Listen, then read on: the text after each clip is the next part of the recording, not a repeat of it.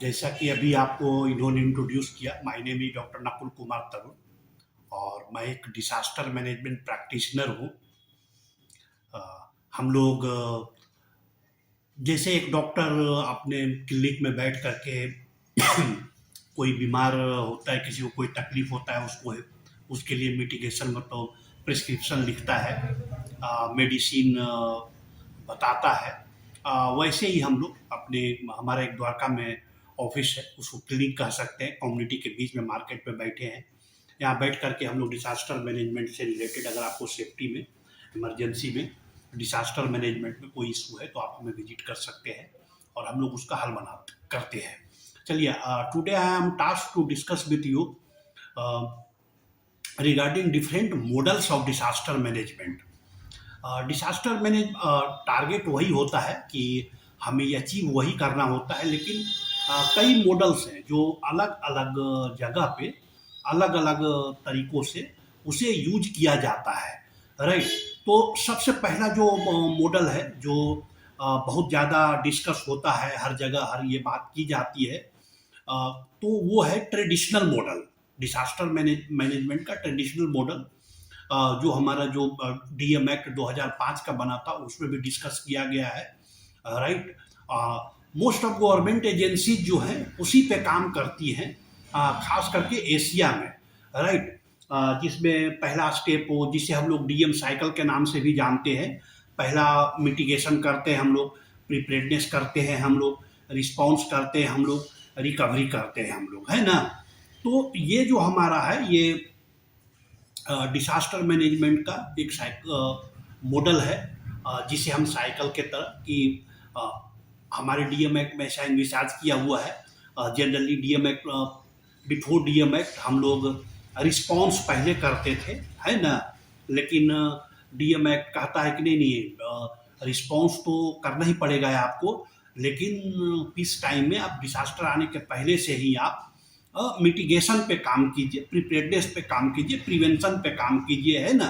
Response तो करेंगे ही करेंगे और रिस्पॉन्स के बाद फिर रिकवरी पे काम करें। तो ये एक मॉडल हुआ, ठीक है। यहाँ तक मुझे केवल 13-14 मिनट का टाइम मिला है, तो मैं जल्दी जल्दी से आपको सारे मॉडल डिस्कस कर देता हूँ और उसके बाद फिर हम लोग सवाल लेंगे, राइट।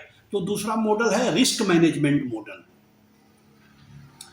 रिस्क मैनेजमेंट मॉडल का मतलब ये होता है कि ये एक ऐसा मॉडल है जिसमें करते तो वही है ना, लेकिन रिस्क मैनेजमेंट इसलिए है कि हम इसमें मिटिगेशन वाले पार्ट को ही ब्रेक कर देते हैं। जैसे इसमें हम लोग जो की एलिमेंट्स है, इसमें हम लोग हजार्ड असेसमेंट करते हैं पहले, है ना, हजार्ड हंट करते हैं, आरबीएस बोल सकते हैं इसे, राइट। तो इसमें पहला स्टेप होता है हजार्ड असेसमेंट। हजार्ड से कितना हजार्ड है अगर आप वो निकालने में सफल हो गए, बिकॉज आप ये बात समझते होंगे हजार्ड है the potential to convert into the disaster, right. जैसे आपके हिसाब से हो सकता है कि अर्थक्वेक एक डिसास्टर है, लेकिन मेरे हिसाब से हजार्ड है वो, ठीक ना।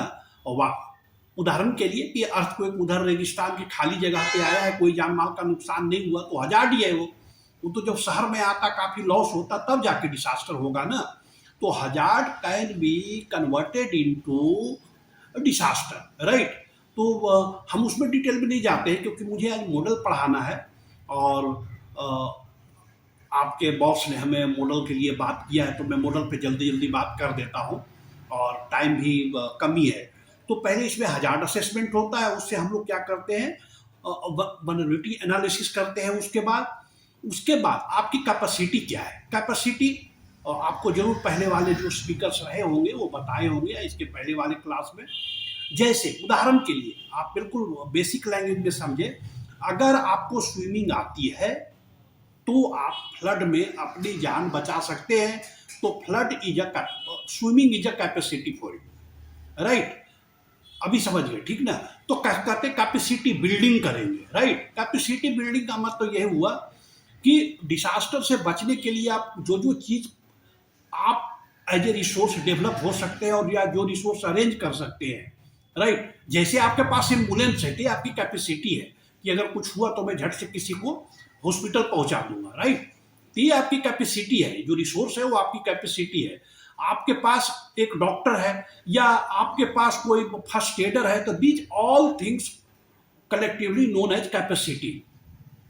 तो हम क्या करते हैं कि हजार्ड एनालिसिस कर लिया। हजार्ड का मतलब उदाहरण के लिए कि आप जहाँ रह रहे हैं यहाँ पे फायर के चांस है क्या, अर्थक्वेक के चांस है क्या, ठीक ना, या जो वहाँ पे अवेलेबल चीज़ें हैं, जैसे उदाहरण के लिए आपके बिल्डिंग में ये हो सकता है कि जिसे आप घर को सुंदर बनाने के लिए, ऑफिस को सुंदर बनाने के लिए आपने फ्यूल ज़्यादा यूज कर लिया हो, राइट, तो उससे क्या होगा, वो हमारे वो हजार्ड जो है आपने रिस्क बढ़ा दिया वहाँ पे, right.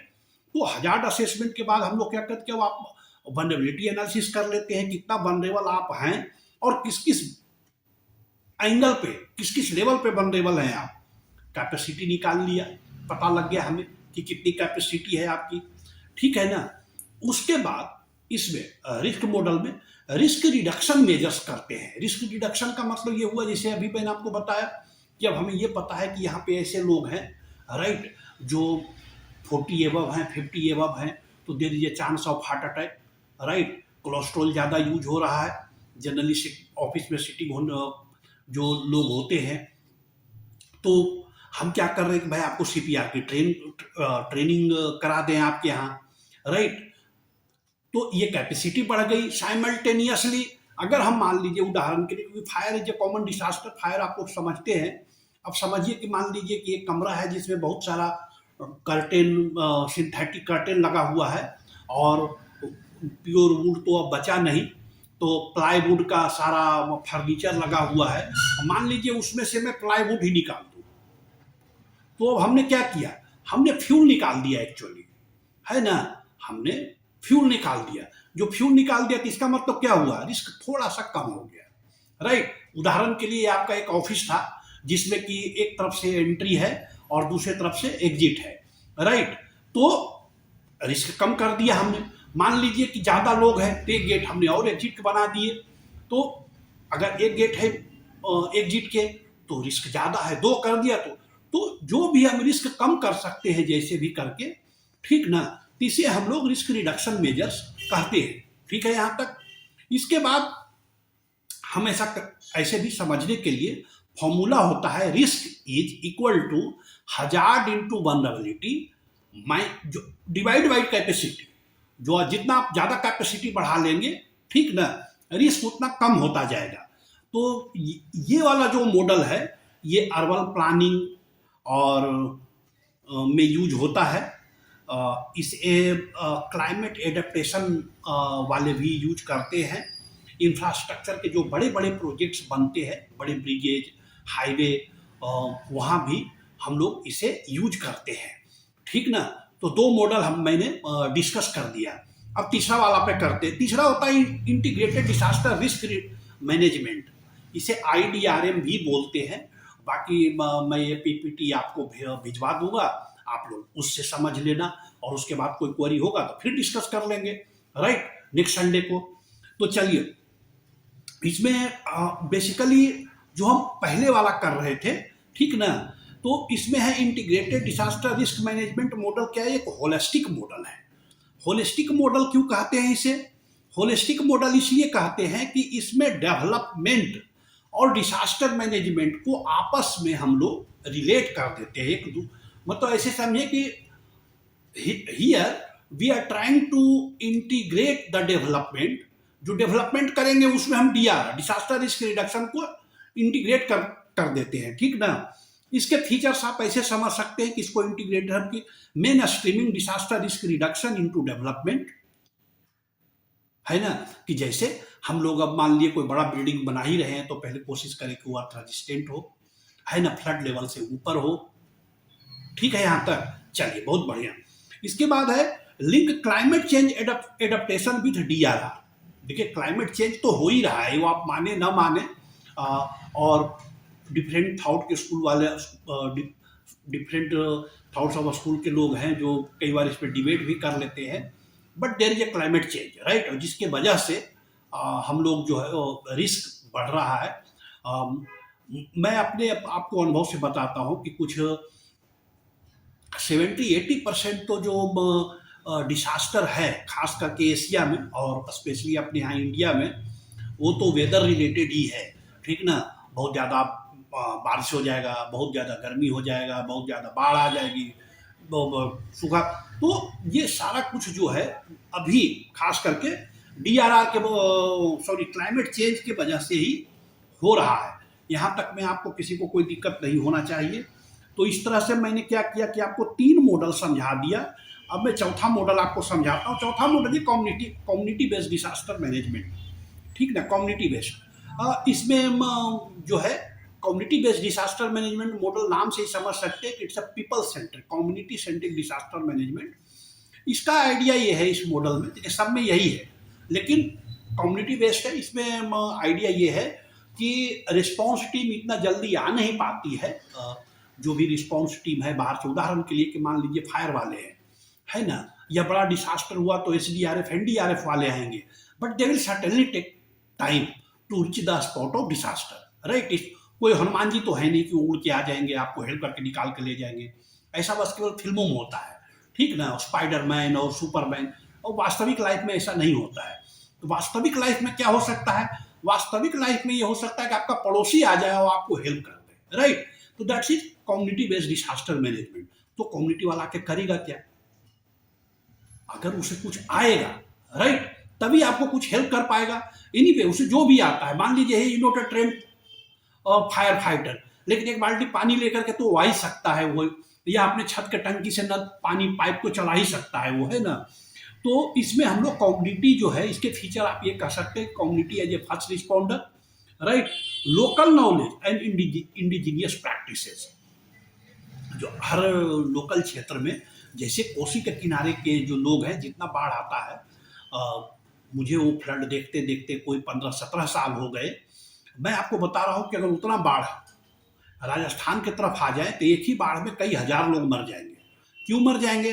They don't know how to respond in flood, right. लेकिन वहाँ के रहने वालों ने, उनका अपना लोकल व्यवस्था है बाढ़ से जान बचाने की और प्रॉपर्टी को बचाने की, राइट। उसके बाद भी कैजुअलिटी हो जाती है, लेकिन मैं वो कह रहा हूँ बहुत ही मिनिमल है। क्यों? क्योंकि वहाँ पे बच्चा पैदा होता है, तभी से वो देखते आता है कि भाई यहाँ तो हर साल बाढ़ आता है, राइट। और उस हिसाब से वो अपने आप को और ऐसे भी जो नदी के किनारे पैदा होता है, at least he know how to swim, उसे पानी में तैरना आता है, उसको स्विमिंग पूल में जाके तैरने सीखने की जरूरत नहीं पड़ती है, राइट। ये हो गया कि community based disaster management model में community as the first responder, local knowledge and indigenous practices, capacity building of local institution, मतलब आपके आसपास का जो स्कूल है, कॉलेज है, उसमें लोगों को आप ट्रेन कीजिए, कम से कम फर्स्ट रिस्पॉन्डर तो बनाइए।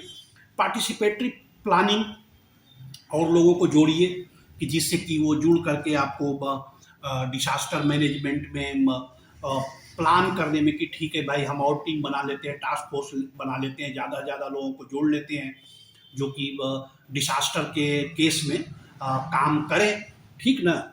तो ये हो गया हमारा चौथा मॉडल। तो इसके आगे अब हम लोग और पांचवा मॉडल पे बात करते हैं। ये कम्युनिटी बेस्ड डिसास्टर मैनेजमेंट के मॉडल पे ही national disaster management authority NDA में इंडिया ने आपदा मित्र स्कीम चलाया हुआ है, जिसमें हर राज्य में ये आपदा मित्र बना रहे हैं। Idea community based disaster management model को आगे बढ़ाना है, ठीक ना। इसके बाद एक और मॉडल है जिसे हम लोग प्रेशर एंड रिलीज मॉडल के नाम पे जानते हैं, PAR, pressure and release model, ठीक है। तो प्रेशर एंड रिलीज मॉडल जो होता है, उसमें अगर मेन फीचर उसका कहें या मेन कंपोनेंट कहें, तो हम लोग उसमें ये कहते हैं कि भाई रूट काउज क्या है। मोस्टली देखिए, अगर आप डिटेल में समझिए तो disaster doesn't affect equally to everyone. Disaster गरीबों को, कमजोर को ज़्यादा अफेक्ट करता है, राइट।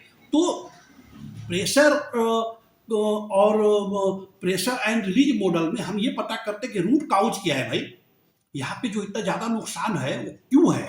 तो पॉवर्टी है, राइट, गवर्नेंस का फेलुअर है, राइट टाइम पे अगर मान लीजिए हमने वहाँ की कैपेसिटी बिल्ड नहीं करी है, रिसोर्सेज प्रोवाइड नहीं किया है ना।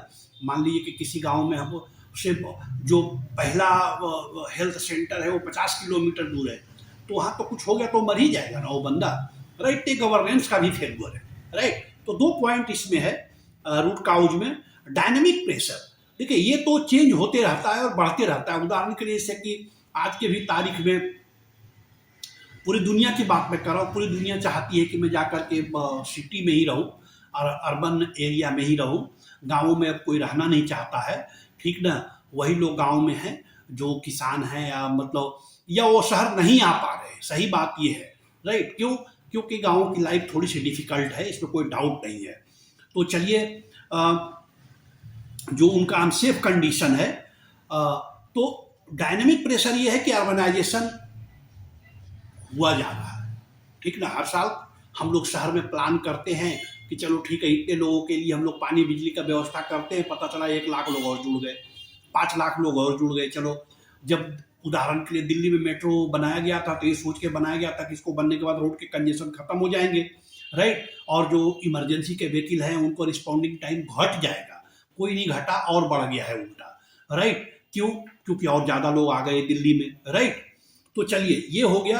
तो ये जो मॉडल है वो हम लोग यूज करते हैं जो पॉलिसी को चेक करने के लिए। पॉलिसी को जो हम लोग डिस्कस करते हैं, है ना, कि कौन सी पॉलिसी हमारी सही है कि नहीं है। जो हम अर्बन अपग्रेडेशन की पॉलिसीज बनाते हैं उसमें ये वाला मॉडल काम आता है, राइट। तो चलिए, हमने 5 मॉडल आपको बता दिया और मुझे लग रहा है कि मेरा टाइम जो है वो ख़त्म होने वाला है। चलिए, इसके बाद अगला मॉडल पढ़ लेते हैं, सस्टेनेबल लाइवलीहुड मॉडल। लाइवलीहुड का मतलब आप समझ रहे होंगे कि भाई खाने पीने जीने रहने की बात हो रही है इसमें, राइट। तो ये बेसिकली पोस्ट डिसास्टर का मॉडल है, डिसास्टर के बाद वाले मॉडल पे, ठीक ना। सस्टेनेबल लाइवली, क्योंकि डिसास्टर में तो जो होना था हो ही लिया। अगर मान लिया डिसास्टर के बाद अगर उसको लाइवलीहुड नहीं मिला तो जो बच गया होगा वो भी मर जाएगा, है ना। तो यह उधार में आ जाएगा। बहुत सारी चीज़ें आ जाती है, जैसे मान लीजिए कि एक फ्लड आया, किसान का सारा फसल बह गया। अब उसके बाद चलिए फ्लड उतर गया तो अब किसान क्या करेगा, क्योंकि फसल तो उसका बह गया। हो सकता है केटल्स भी उसके बह गए हों, राइट। खेत में जैसे अभी पंजाब में हुआ था, ऊपर से खेत में रेत और भर गया, राइट। तो लाइवलीहुड का इशू हो जाता है, राइट। तो इस मॉडल में हम लोग कैसे सोचते हैं, हम लोग ये सोचते हैं कि भाई क्या क्या असेट जो है, तो human is the asset, society is the asset, physical asset, financial asset, natural asset. ये सारी चीज़ों को हम लोग सस्टेनेबल लाइवलीहुड में मॉडल में यूज करते हैं। और ये रिकवरी प्लानिंग और रूरल डिसास्टर रिहेबिलिटेशन में इस मॉडल को हम लोग यूज करते हैं। यहाँ तक में किसी को कोई प्रॉब्लम नहीं होना चाहिए। चलिए, अब क्या है, इसके आगे है रेजिलियंस बेस्ड मॉडल। देखिए, रेजिलियंस का मतलब ये होता है कि how quickly you recover from a disaster. मतलब कल अगर मान लीजिए किसी कारण से आपका स्कूल डिसास्टर आने की वजह से बंद हो गया, तो कितना जल्दी वो स्कूल कल चालू हो जाए, राइट। तो ये हुआ कि जितना फास्ट आपने रिकवर किया उतना फास्ट उसको आप कह सकते हो कि उतना रेजिलियंट है आप। उदाहरण के लिए, कोविड में स्कूलों में लॉकडाउन लगा था, राइट। तो शहर में बच्चे और टीचर जल्दी ऑनलाइन पढ़ना शुरू कर दिए थे, गांव में नहीं पढ़ पाए थे। There are lots of reason कि गांव में चलिए ब्रॉडबैंड ही नहीं था, किसी के पास लैपटॉप नहीं था, फोन नहीं था, राइट। तो कैसे पढ़ता भाई, या ऊपर से कहते सब कुछ था भी तो किसी को ये पता ही नहीं था कि जूम कैसे चलाते हैं, गूगल कैसे चलाते हैं, राइट। तो ये भी प्रॉब्लम था। तो इसका मतलब ये हुआ कि शहर में का जो एजुकेशन सिस्टम था हमारे यहाँ, राइट, वो ज़्यादा रेजिलियंट था विथ रिस्पेक्ट टू गांव का। अब ये समझ गए होंगे मॉडल। चलिए, तो बहुत बढ़िया। तो इसमें क्या होता है, इसमें 3 चीज़ों की 3 फैक्टर है। पहला, adaptive capacity, redundancy in the system and learning from past disaster. पीछे से आपने क्या सीखा। रिडंडेंसी का मतलब ये होता है कि अगर वो आपने, जिस उदाहरण के लिए कि एनडीआरएफ था तो एसडीआरएफ क्यों बनाया, रिडंडेंसी के लिए कि चलो ठीक है भाई, एक और अब एसडीआरएफ बनाया, पहले सिविल डिफेंस थी। तो मतलब एक ही चीज पे आपको, या एक ही एक्सपर्ट पे, या एक ही रिस्पॉन्स एजेंसी पे आपको नहीं कर रहना है। जैसे कि हेल्थ सेंटर है तो कई हेल्थ सेंटर होना चाहिए, नहीं। तो ये हुआ रिडंडेंसी। क्योंकि टाइम कम है तो मैं और जल्दी जल्दी जो है, अगला जो है वो इंसिडेंट कमांड सिस्टम मॉडल होता है। इंसिडेंट कमांड सिस्टम अमेरिका में फॉरेस्ट फायर वाले कैलिफोर्निया में यूज करते थे, राइट। वहाँ से जब पंत साहब की कमेटी बनी इंडिया में डिसास्टर मैनेजमेंट के लिए, तो इंसिडेंट कमांड सिस्टम को वहाँ से इंपोर्ट किया गया और उसका इंडियनाइजेशन किया गया, जिसको कि इंडिया में अब आज के तारीख में इंसिडेंट रिस्पॉन्स सिस्टम की बात करते हैं, नो कमांड सिस्टम की, राइट। तो फिर जिस दिन हमें वो टर्म आएगा वो इस पेपर में कि इंसिडेंट कमांड सिस्टम को डिस्कस करना है, पढ़ाना है, उस दिन इस पे बात करेंगे। आज हम लोग इसे केवल ये इस मॉडल के बारे में समझ लेते हैं, इसमें कि इस मॉडल में क्या होता है, इसके मेन फीचर्स क्या हैं। तो क्लियर चेन ऑफ कमांड होता है इसमें, राइट। यूनिफाइंड कमांड होता है, भाई एक ही आदमी होएगा, एक आदमी के नीचे 3 बॉस होएगा, और सॉरी एक बॉस के नीचे सबऑर्डिनेट होगा। बेटर ये है कि 2 हो तो ज़्यादा अच्छा है ना, पर मैक्सिमम 3 होना चाहिए। इंडिया में कई बार 4-5 भी हो जाते हैं।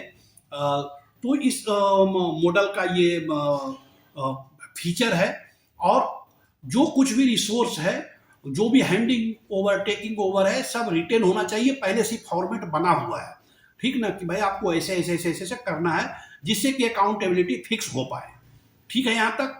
तो ये हो गया इंसिडेंट कमांड सिस्टम मॉडल। अगला है multi hazard disaster management model.